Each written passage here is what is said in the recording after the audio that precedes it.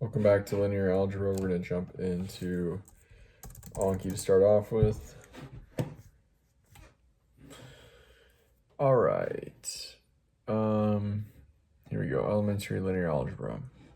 If C is a scalar and A is a matrix, what is the matrix CA? It's essentially the matrix A where every entry is multiplied by C.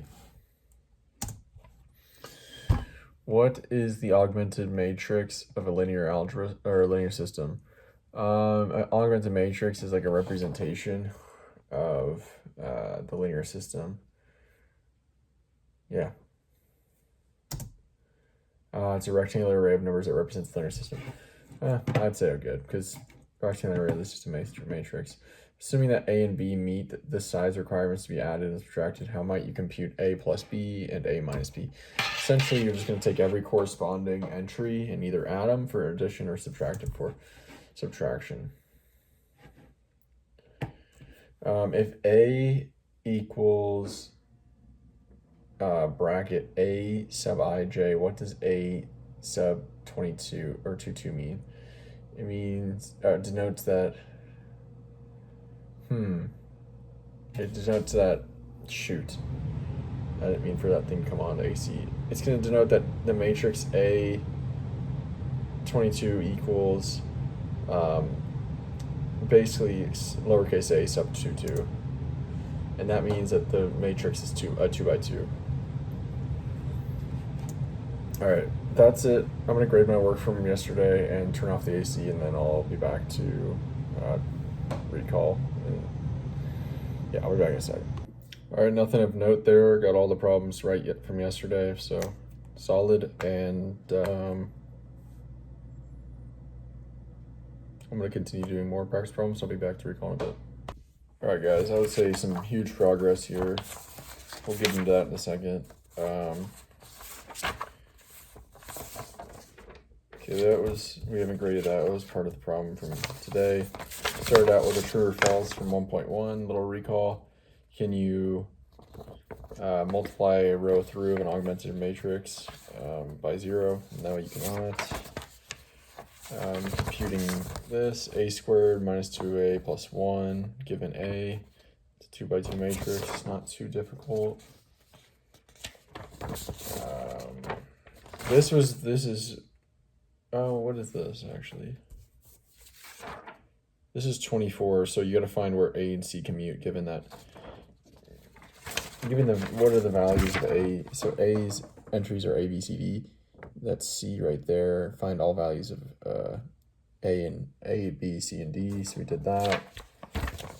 A's got to equal D, B equals 0, and C equals all real numbers. And then 28. This is the big progress. So basically it said to solve this linear equation. No, system of linear equations. There's two equations via matrix inversion. I was just like, I don't know what that means. I was about to give up pretty quick. I literally wrote down this: how do you solve a linear system by matrix inversion? And then I just started trying things. I converted these into matrix to start with. I'm like, that makes sense. Okay, but then I tried to take the determinant of this to get the inverse. That didn't work. That didn't make any sense.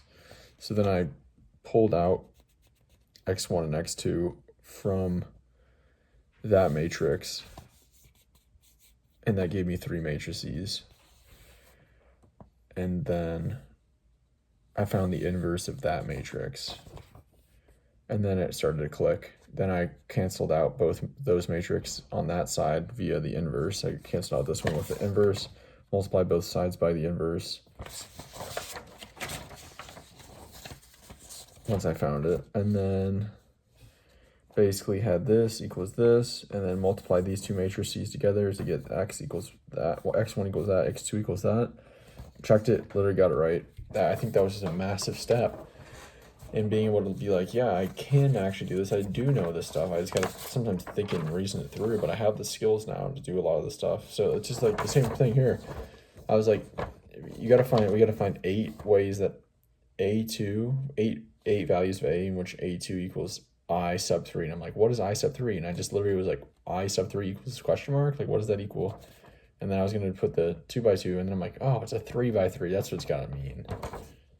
So good progress here. That we're on problem 32. There's like 60 something in this one.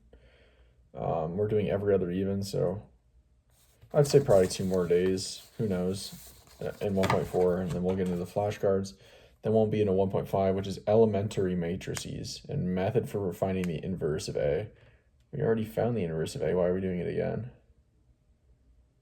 Oh, that's right, because we're doing it. We only have to know how to do it for a 2x2 matrix, so there's probably a more universal way to do it.